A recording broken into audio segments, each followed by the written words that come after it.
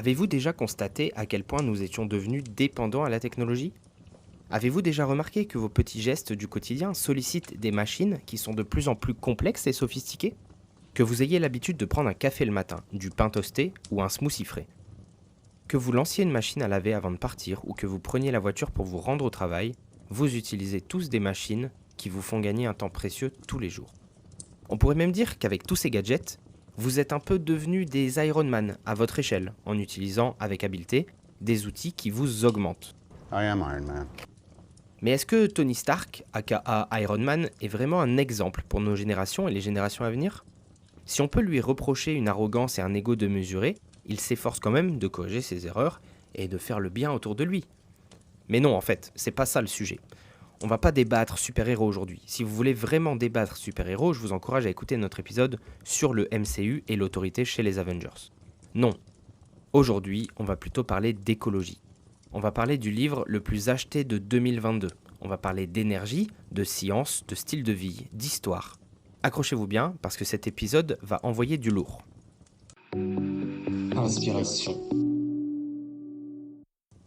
Alors oui, vous me direz Gaëtan, pourquoi tu parles d'Iron Man au lieu de parler d'écologie? C'est quoi le rapport exactement? Eh bien en fait, le lien entre Iron Man et l'écologie, c'est pas moi qui l'ai inventé. C'est un lien que Jean-Marc Jancovici fait dans son livre Le monde sans fin, ou aussi appelé Le jour d'après, sobriété énergétique ou effondrement. Vous connaissez Jean-Marc Jancovici? Allez, petit point culture, c'est parti. Jean-Marc Jancovici, c'est un ingénieur français, cocorico, de 62 ans, spécialiste des questions énergétiques et climatiques. Il est diplômé de l'école polytechnique, cofondateur du cabinet de conseil Carbone 4 et président du think tank The Shift Project, qui milite pour une transition énergétique décarbonée. Jancovici est également connu pour son approche pédagogique et accessible des enjeux environnementaux, souvent accompagnés d'analyses percutantes sur la place de l'énergie dans nos sociétés. Il a notamment été enseignant à l'École nationale supérieure des mines de Paris, les mines ParisTech, où il dispensait des cours sur l'énergie et le climat. Ses conférences sont notamment disponibles sur YouTube si ça vous intéresse. Dans ses enseignements, il aborde les relations entre énergie, économie et environnement en expliquant les enjeux liés au changement climatique et à la transition énergétique. Jean-Marc Jancovici, il est très connu des ingénieurs et ses cours ont contribué à sensibiliser de nombreux futurs ingénieurs à la nécessité de prendre en compte les contraintes énergétiques et écologiques dans leur travail. Grâce à son approche pédagogique et sa capacité à vulgariser des concepts complexes, il a gagné une solide réputation dans le milieu académique, mais aussi au-delà. Mais avant de devenir une figure centrale des questions environnementales et énergétiques, il a eu une carrière dans le conseil et l'ingénierie, en travaillant notamment pour Capgemini, sans pour autant se concentrer exclusivement sur l'écologie. C'est au cours des années 1990 qu'il a commencé vraiment à s'intéresser à ces questions-là, en parallèle de ses activités professionnelles. Au fil du temps, il s'est progressivement tourné vers la sensibilisation aux problématiques énergétiques, notamment en créant en 2001 le bilan carbone. Le bilan carbone, un outil qui permet de mesurer l'empreinte carbone des entreprises et des organisations. Ce travail, il a marqué un tournant dans sa carrière et ça l'a conduit à se spécialiser dans les questions liées à l'énergie et au changement climatique, puisqu'il est devenu rapidement un expert reconnu en France et à l'étranger. En 2022, son livre Le monde sans fin, Miracles énergétiques et dérives climatiques, qui est coécrit avec le dessinateur Christophe Blain, a connu un énorme succès et est devenu le livre le plus vendu en France cette année-là. Cet ouvrage, sous forme de bande dessinée, explique de manière claire et ludique la relation entre énergie, économie et changement climatique, toujours, en s'appuyant sur les connaissances scientifiques et les données chiffrées. Un monde sans fin, c'est une œuvre hybride. Mi-essai, mi-récit graphique, ce livre explore la question centrale de notre époque, comment concilier l'économie et l'écologie dans un monde aux ressources limitées. Le choix de cette œuvre n'est pas anodin. En mêlant vulgarisation scientifique et narration visuelle, Jancovici et Blain rendent des sujets complexes, accessibles à tous, tout en frappant fort avec des illustrations qui marquent les esprits et qui permettent d'illustrer facilement des concepts un petit peu complexes. Jancovici s'impose donc comme une figure incontournable du débat public sur l'énergie et le climat, et son discours est souvent considéré comme radical par son insistance sur la nécessité de réduire la consommation d'énergie pour faire face aux crises environnementales à venir. Alors, de quoi parle exactement Un monde sans fin? L'idée du livre, c'est de vulgariser un savoir scientifique, ça on l'a compris, et de faire de la pédagogie sur des notions qui ne sont pas forcément accessibles à tout le monde. Afin de comprendre pourquoi le monde va mal et d'où vient exactement le problème du réchauffement climatique. Dans son livre, Jean Covici montre que croire à une solution magique technologique, comme celle d'Iron Man, sans changement profond de nos modes de vie, est une impasse. Au lieu de rêver de super-héros, Jean Covici appelle à une prise de conscience collective et à l'acceptation des limites physiques, notamment celles de l'énergie. En fait, le problème avec Iron Man et ce petit côté ingénieur qui trouve des solutions technologiques, c'est que on finit par promouvoir la culture de l'énergie infinie et on fait comme si c'était OK de consommer toujours plus et toujours plus d'énergie et de ressources. Avant même la conclusion, je vais vous spoiler. Oui, il faut lire ce livre, ne serait-ce que pour vous faire un avis de la situation écologique dans le monde. Oui, vous allez finir patraque quand vous l'aurez fini. C'est la réaction logique des personnes qui font la fresque du climat, par exemple, ou qui ouvrent les yeux sur les ampleurs du réchauffement climatique pour la première fois. C'est une pilule dure à avaler, mais c'est pour votre bien, promis. Alors pour ceux qui ont la flemme de lire le livre, ou ceux qui veulent un petit aperçu des sujets abordés, je vais quand même vous expliquer 2-3 notions clés. On abordera aujourd'hui 3 grandes idées issues de cette œuvre. La première, l'énergie comme fondement de notre civilisation. La deuxième, la croissance infinie dans un monde fini. Et la troisième, les solutions pour un avenir durable. Commençons par la première partie, l'énergie comme fondement de notre civilisation. Une des idées fortes de Le Monde sans fin, c'est que notre civilisation repose entièrement sur l'énergie. Pour comprendre la portée de cette affirmation, Jean Covici et Blin nous replongent dans l'histoire des révolutions industrielles. Dans un passage marquant, ils écrivent « Le progrès humain, c'est surtout la capacité à consommer toujours plus d'énergie pour faire fonctionner nos machines. » Cette phrase met en lumière que l'accès aux ressources énergétiques, en particulier le charbon puis le pétrole ensuite, a façonné la société d'aujourd'hui. Sans ces sources d'énergie, pas de machines, pas de transport à grande échelle, pas de production industrielle. Pas de pierre, pas de construction. Pas de construction, pas de palais. Pas de palais. Pas de palais. C'est ce qui nous a permis, sur les dernières décennies, d'améliorer rapidement nos niveaux de vie. On se déplace plus vite, on consomme plus facilement, les infos voyagent plus vite, etc. On crée tellement de valeur en fait avec les machines qu'on a moins besoin de travailler manuellement et on s'est tourné vers des professions plus intellectuelles. On a automatisé le travail pénible. J'ai un ami qui est ingénieur en énergie et dans les conférences qu'il donne sur l'écologie, il aime partir d'un constat qui, je trouve, est super parlant. Il prend la journée type d'une femme au XVIIIe siècle. Dans ses tâches quotidiennes, on retrouve cuisiner des bons petits plats, mais vu qu'on n'avait pas encore toutes les technologies ou les services qu'on a aujourd'hui, ça pouvait prendre plusieurs heures. Aller au lavoir pour nettoyer le linge, encore une fois, sans machine à laver, c'était une tâche qui prenait des heures de travail. Que ce soit pour aller chercher de l'eau, aller au lavoir, aller au marché, tout se faisait à pied la plupart du temps. Encore une fois, une portion non négligeable de la journée est passée à se déplacer. Imaginez aussi que pour prendre un bain, alors ok on se lavait peut-être moins souvent à l'époque, mais quand ça arrivait, on devait faire chauffer de l'eau dans une marmite d'abord pour les mettre dans une baignoire et tout. C'était pas aussi simple et rapide que de prendre une douche. Alors soit, aujourd'hui, ça vous choquerait de perdre tout ce temps pour faire des tâches essentielles à notre vie quotidienne. Et le problème, c'est que toutes ces machines qui nous font gagner un temps précieux consomment toujours plus d'énergie. Pas parce qu'elles sont de plus en plus consommatrices en énergie en elles-mêmes, mais parce qu'on en a de plus en plus. La croissance exponentielle de l'économie mondiale dépend ainsi directement de cette consommation. Mais là où ça pose un problème logique, c'est que l'abondance d'énergie, elle n'est pas infinie. Et les auteurs nous rappellent que l'épuisement des ressources fossiles nous oblige à réévaluer ce modèle. Alors vous me direz, ok Gaëtan, on comprend, le pétrole ça pollue, le charbon ça pollue, mais on développe des énergies renouvelables, donc ça va aller. Mais c'est pas aussi simple que ça finalement. Comme Jean Covici l'explique, les énergies renouvelables restent à ce jour limitées dans leur capacité à remplacer intégralement les énergies fossiles. Nous sommes donc face à un dilemme. Comment poursuivre notre développement sans l'énergie qui a jusqu'ici alimenté notre prospérité? Et c'est là qu'on arrive à mon deuxième point, la croissance infinie dans un monde infini. Est-ce que c'est un mythe ou une réalité? C'est la deuxième idée qui émerge de Le Monde sans fin, et c'est celle de la croissance. Peut-on croire à une croissance infinie dans un monde aux ressources finies?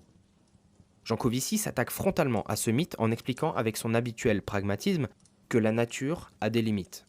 Un passage particulièrement frappant nous rappelle « Croître éternellement dans un monde limité, c'est comme remplir un verre d'eau sans fond, c'est impossible ». Moi je dirais plutôt que croître éternellement dans un monde limité, c'est comme continuer de porter ta paire de chaussures préférée quand tu es en train de grandir et qu'elle devient trop petite, tu vois. C'est de moins en moins confortable pour toi, ça te fait de plus en plus mal, et ça abîme les chaussures, ça les déforme, parce que c'est pas naturel. Vous me direz dans les commentaires quelle comparaison vous préférez. Ces métaphores sont simples mais puissantes. Elles résument l'absurdité de notre modèle économique actuel. Dans une société où on valorise la croissance à tout prix, on oublie trop souvent que notre planète ne peut pas fournir indéfiniment les ressources nécessaires pour alimenter cette expansion. Chaque année, le jour du dépassement, cette date où l'humanité a consommé plus de ressources que la Terre ne peut en régénérer en un an, arrive de plus en plus tôt. Ce roman graphique nous pousse donc à nous interroger. Jusqu'où irons-nous avant de réaliser que cette course ne mène qu'à l'épuisement de nos ressources et potentiellement à l'effondrement de nos sociétés? Si vous souhaitez approfondir cette notion absurde de croissance infinie dans un monde fini, je vous conseille aussi de lire Ralentir ou périr de Timothée Paric ou d'écouter notre épisode de Book Club qui en parle.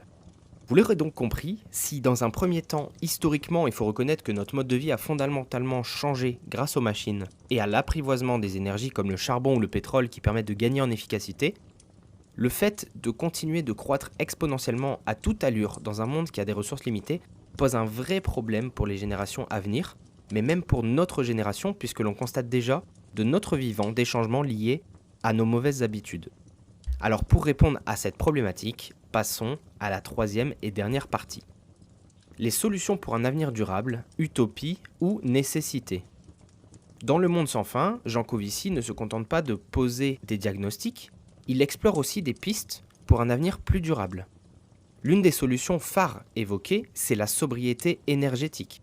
Dans un passage clé, Jean Covici fait dire à un de ses personnages « La solution n'est pas seulement technique, elle est aussi comportementale.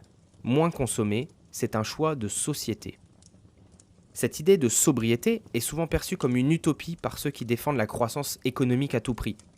Pourtant, les auteurs insistent sur le fait qu'il s'agit non seulement d'une nécessité, mais aussi d'une opportunité pour repenser nos modes de vie. Ils prônent des changements dans la manière dont nous produisons de l'énergie, évidemment, mais aussi dans nos habitudes de consommation, moins de gaspillage, plus de recyclage et une utilisation plus raisonnée des ressources. Pour expliquer simplement ce qu'il se passe, c'est que le confort de vie qu'on a actuellement va être mis en danger.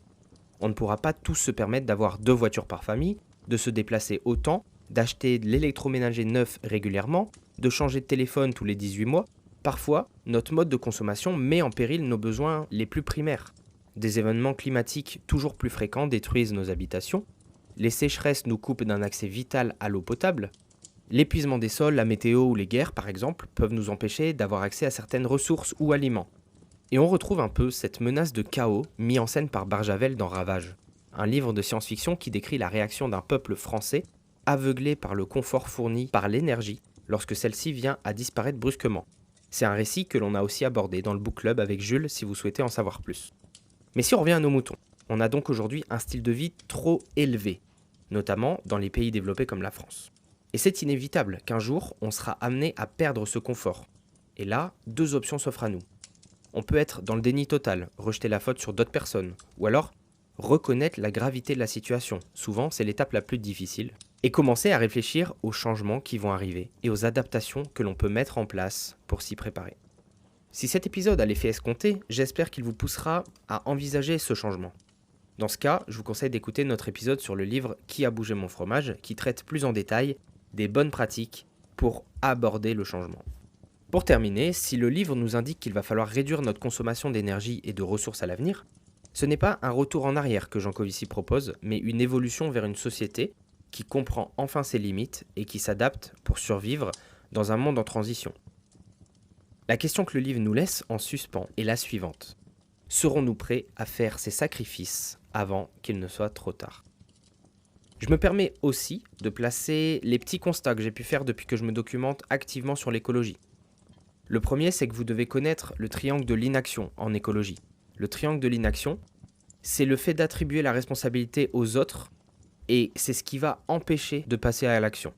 Le triangle de l'inaction en écologie, il se fait entre les citoyens, les industries et l'État ou le gouvernement, les institutions en gros.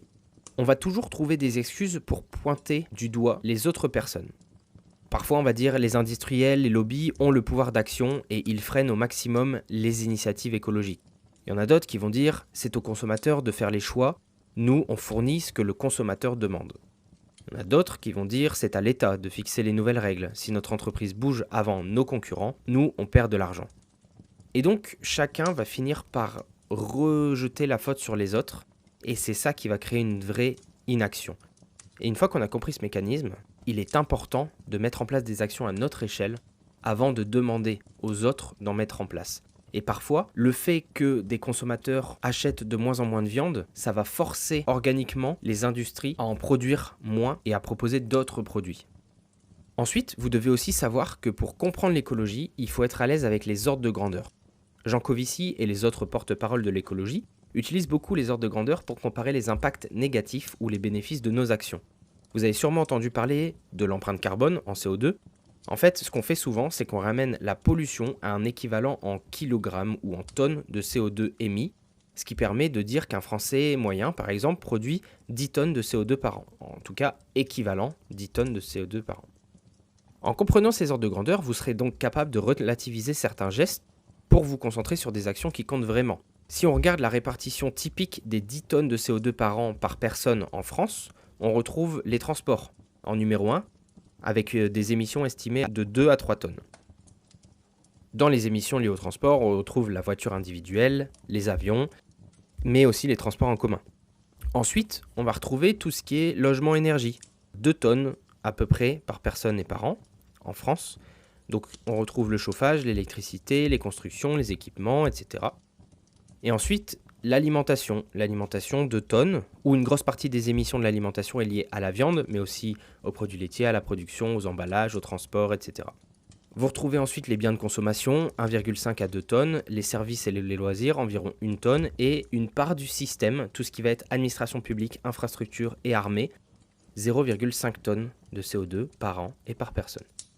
Moi j'ai retenu une remarque de Jean Covici dans une vidéo qu'il a postée sur YouTube où il disait qu'arrêter la viande c'était le meilleur moyen d'agir en termes de rentabilité. Je m'explique. Comme vous l'aurez tous compris, l'enjeu climatique va nous forcer à modifier nos habitudes. On parle d'un objectif 2 tonnes, c'est-à-dire que actuellement on est à 10 tonnes, on devrait, pour être durable, descendre notre consommation par an, par personne en France à 2 tonnes. Dans les actions qu'on va devoir prendre pour amener un changement durable, il ne faut pas simplement prendre en compte le gain CO2 de nos actions, mais aussi la facilité d'implémentation de ces actions, en prenant aussi en compte l'inconfort que ça va engendrer. Et donc Jean-Marc Jancovici expliquait dans ce sens qu'arrêter la viande, c'était le meilleur moyen d'agir parce que ça permettait instantanément de réduire 10% de son empreinte carbone. Et vous remarquerez qu'il n'a pas proposé, par exemple, d'arrêter systématiquement tous les trajets en avion, tous les trajets en voiture, qui pourraient représenter une économie de 2 tonnes par an, parce que avec l'organisation qu'on a actuellement, c'est peut-être plus difficile de se passer de la voiture totalement, de revendre tout de suite sa voiture et de faire tous ces trajets en vélo, quand on a une famille, qu'on doit aller au travail en voiture, etc. Alors que c'est peut-être plus facile et moins inconfortable de se passer de viande au repas. Et dernier petit point sur ces changements, j'insiste aussi sur le fait qu'il faut prendre du recul sur les informations et sur les actions possibles. Si je vous dis qu'arrêter de manger de la viande, c'est une des meilleures solutions, ça ne veut pas dire que je demande à tout le monde d'arrêter totalement la viande pour toujours. C'est-à-dire que dans un monde idéal, on aurait une consommation raisonnée de viande, voire qu'on en consommerait peut-être plus du tout. Mais être végétarien, ça reste difficile. Il faut savoir retrouver les nutriments et protéines dans les autres aliments qu'on cuisine. Ça demande de l'organisation et un peu de formation. Mais prendre une option végé au restaurant ou devenir flexitarien, c'est déjà un énorme pas en avant. Dites-vous qu'il y aura 2 types de personnes dans le monde de demain où on n'aura plus le choix que de restreindre notre consommation de viande. Il y aura ceux qui auront pris l'habitude de ne plus en manger progressivement ou de moins en consommer. Et il y aura ceux qui auront été dans le déni total et qui vont devoir abandonner ce privilège d'un coup, sans comprendre pourquoi, et pour qui le changement va être douloureux. J'ai pris l'exemple de la consommation de viande, mais c'est la même chose pour le reste, que ça soit l'utilisation systématique de la voiture, le fait d'acheter le dernier iPhone tous les ans, de jeter vos objets dès qu'ils sont abîmés ou cassés plutôt que de les réparer, ou de prendre l'avion tous les ans, etc. Voilà, j'ai fait un peu le tour des sujets que je souhaitais aborder dans cet épisode. L'écologie est un sujet très vaste et vous m'excuserez de ne pas avoir traité tous ces aspects en une seule fois, Comme je l'ai dit précédemment, on a déjà fait un épisode sur Ralentir ou périr de Timothée Paric, mais on a aussi fait un starter pack écologie et un épisode sur le bioclimatisme. N'hésitez pas à aller consulter ces épisodes là aussi si ça vous intéresse. Alors je l'ai déjà dit, vous l'aurez bien compris, Un monde sans fin est un livre que tout le monde devrait lire. Jean Covici et Blin offrent une réflexion lucide et documentée sur les défis énergétiques et climatiques auxquels nous faisons face, mais plus encore. Ce livre pousse chacun de nous à s'interroger sur notre propre responsabilité dans cette course effrénée. Sommes-nous prêts à revoir nos habitudes pour garantir un avenir plus durable ? Ce livre ne se contente pas de nous informer, il nous met face à nos choix de société. Et peut-être, après l'avoir refermé, verrez-vous votre quotidien sous un autre angle. Parce que Le monde sans fin n'est pas seulement une analyse, c'est un appel à l'action. J'espère que cet épisode ne vous aura pas mis un trop gros coup au moral. J'espère surtout qu'il vous aura fait réfléchir aux solutions qui s'offrent à vous pour la suite. Merci de m'avoir écouté jusqu'ici, je vous souhaite une très belle journée et je vous dis à très vite sur Inspiration Podcast. Inspiration.